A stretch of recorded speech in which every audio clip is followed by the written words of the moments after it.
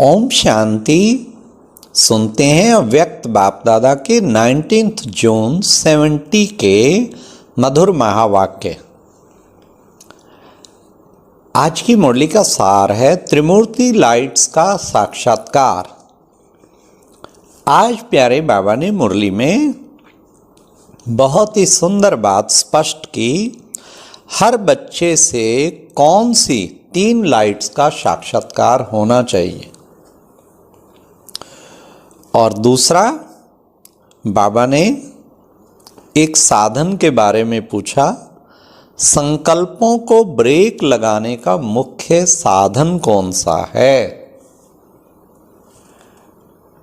और एक बाबा ने अटेंशन रखने के लिए कहा, जमा कट ना हो, जमा हो रहा है ना, कट होना शुरू हो जाए, जमा कट ना हो, उसके लिए क्या टेंशन रखना है। तो आओ इन सब बातों को जानते हैं आज के बाप दादा के 19 जून 70 की मुरली से। ब्राह्मणों को त्रिमूर्ति शिववंशी कहते हो ना। त्रिमूर्ति बाप के बच्चे स्वयं भी त्रिमूर्ति हैं। बाप भी त्रिमूर्ति है। जैसे बाप त्रिमूर्ति है वैसे आप भी त्रिमूर्ति हैं। बच्चे भी त्रिमूर्ति। त्रिमूर्ति वंशी त्रिमूर्ति बच्चों को 3 प्रकार की लाइट्स का साक्षात्कार होता है। वह कौन सी लाइट्स है। एक तो लाइट का साक्षात्कार होता है नैनो से। कहते हैं ना कि नैनो की ज्योति, नैन ऐसे दिखाई पड़ेंगे, ऐसे दिखाई पड़ेंगे जैसे कि क्या बाबा ने कहा, नैन ऐसे दिखाई पड़ेंगे जैसे नैनों में 2 बड़े बल्ब जल रहे हैं। ये है लाइट का, नैनो से लाइट का साक्षात्कार। दूसरे को लगे कोई बल्ब जल रहा है, कितना नूर टपक रहा है। कोई सुनाते भी है ना अनुभव, कितना आपका नूर टपक रहा है। दूसरी होती है मस्तक की लाइट, और तीसरी होती है माथे पर लाइट का क्राउन।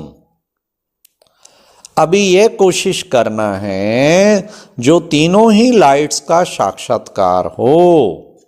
बाबा ने कितना सुंदर, हर एक को आपके नैनों से जैसे कोई बल्ब जग रहे हैं, और फिर मस्तक से भी लाइट का अनुभव हो, और माथे पर भी लाइट का क्राउन। ये सब कब होगा, जब रूहानी स्थिति में बाबा की याद में होंगे। जैसे वतन में लाइट ही लाइट देखने में आती है, वैसे स्थूल वतन लाइट का हाउस हो जाएगा। जब आप चैतन्य लाइट हाउस हो जाएंगे तो फिर या मधुबन भी लाइट हाउस हो जाएगा। अभी यह है लास्ट पढ़ाई की लास्ट सब्जेक्ट प्रैक्टिकल में। कितना सुंदर प्यारे बाबा ने आगे आने वाला टाइम बताया। जब सारे बच्चे संपूर्ण बन जाएंगे तो सब लाइट ही लाइट नजर आएगा। लाइट हाउस बाबा ने कहा, चैतन्य लाइट हाउस। मधुबन भी लाइट हाउस बन जाएगा। इस लास्ट, बाबा ने कहा, इस लास्ट सब्जेक्ट में बहुत फास्ट पुरुषार्थ करना पड़ेगा। अभी यह है लास्ट पढ़ाई की लास्ट सब्जेक्ट प्रैक्टिकल में, तो इसमें बड़ा फास्ट पुरुषार्थ करना है। फिर बाबा ने पूछा, संकल्पों को ब्रेक लगाने का मुख्य साधन कौन सा है। मालूम है, जो भी कार्य करते हो तो करने के पहले, अब सुनिए ध्यान से सुनना, बाबा संकल्प बहुत चलते हैं ना, उनका ब्रेक लगाने का साधन। तो जो भी कार्य करते हो तो करने के पहले सोचकर फिर कार्य शुरू करो। जो कार्य करने जा रहा हूं वह बाप दादा का कार्य है, मैं निमित्त हूं। इस रीति जो कर्तव्य किया और जो परिणाम निकला वह बाप को समर्पण स्वाहा कर दिया। फिर कोई संकल्प नहीं। निमित्त बन कार्य किया और जब कार्य समाप्त हुआ तो स्वाहा स्वाहा किया। हाँ, बाबा को दे दिया, उसका परिणाम बाबा को दिया, बस बाबा अब तेरी तू जान। तो जिसके अर्पण हुए फिर जिम्मेवार वह हो जाते हैं। देखो बाबा ने कितना सुंदर बताया। फिर संकल्प काहे का, सक्सेस हुई तो उसकी, सक्सेस कम हुई तो उसकी। हमने तो बाबा ने दिया था सो किया, अब बाबा करण करावनहार था, अब बाबा जाने, बाबा के अर्पण। जैसे घर में कोई बड़ा होता है तो जो भी काम किया जाता है तो बड़े को सुनाकर खाली हो जाएंगे। हाँ, वैसे भी आदत होनी चाहिए, घर में बाबा का कमरा जरूर बनाना चाहिए किसी को, चाहे छोटा कॉर्नर भी बनाओ। तो उससे क्या होगा, जैसे घर में कोई बड़ा बैठा हुआ है वहाँ बाबा का चित्र, ब्रह्मा बाबा का भी और शिव बाबा का भी होना चाहिए। फिर जब भी आप जाओ, मार्केट गए, कहीं गए, कोई काम, पहले बाबा से मिलके बाबा को सुना के जाओ, बाबा मैं इस काम आपकी श्रीमत प्रमाण करने जा रहा हूँ और उसमें ऐसे ऐसे ऐसी स्थिति में रहूँगा।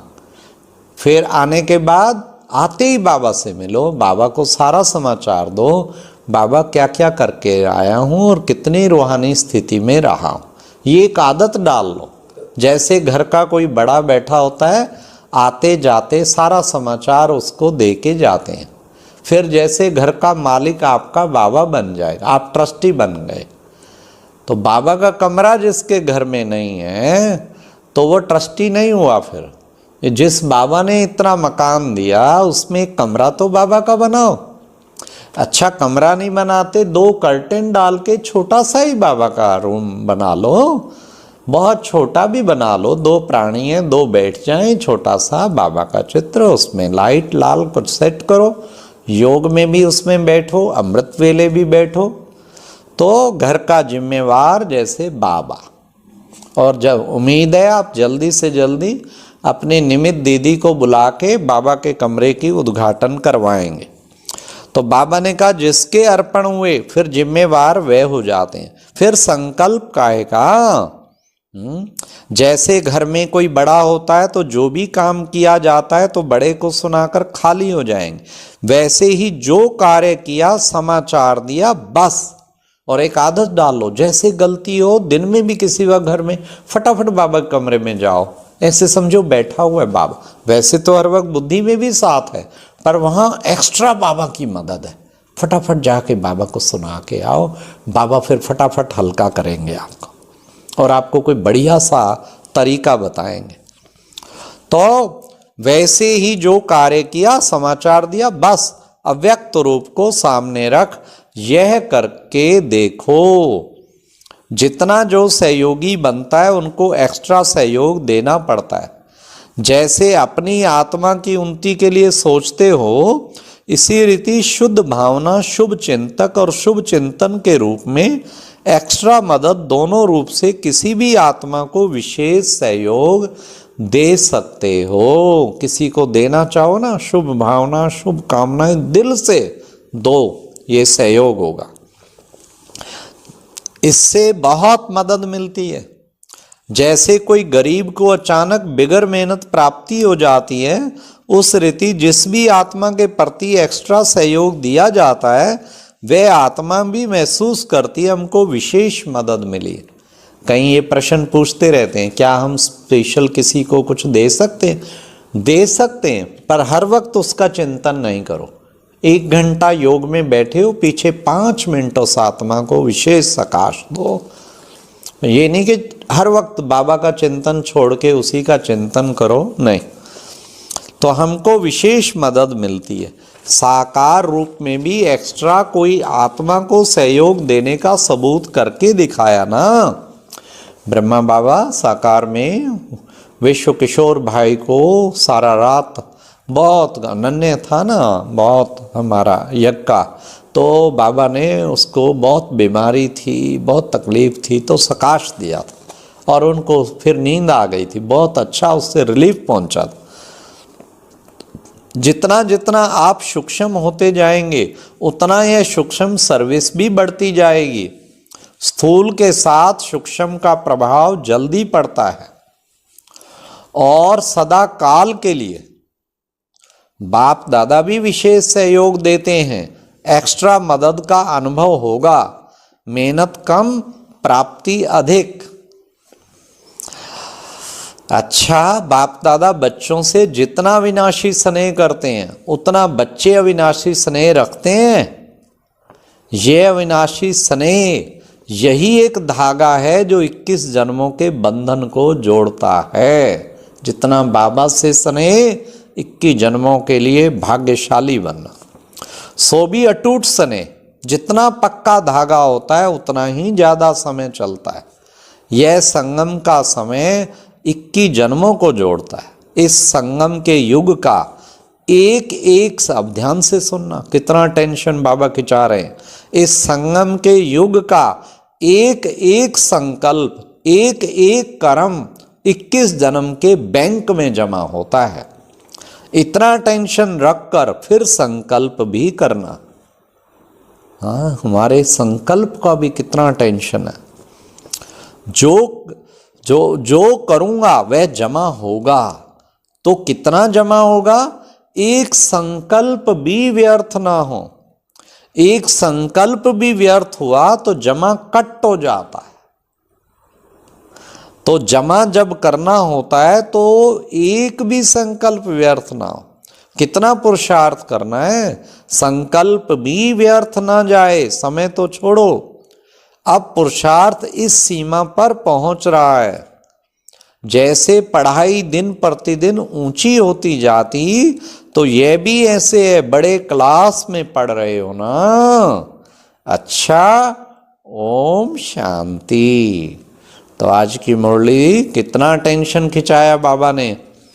हाँ, एक तो सूक्ष्म सकाश देना कोई कोई दुखी तड़फती आत्माओं को, और दूसरा प्यारे बाबा ने बताया कि एक संकल्प भी वेस्ट ना हो, टेंशन रखो। और तीसरा बाबा ने 3 प्रकार की लाइट का विशेष साक्षात्कार कराने को कहा। और बाबा ने कहा ब्रेक लगाने के लिए पहले से सोचो। तो बहुत अटेंशन रखना है हर संकल्प पर, ऐसा पूरा पुरुषार्थ करना। और अब यह एक बहुत अच्छी वीडियो भी जरूर देखें।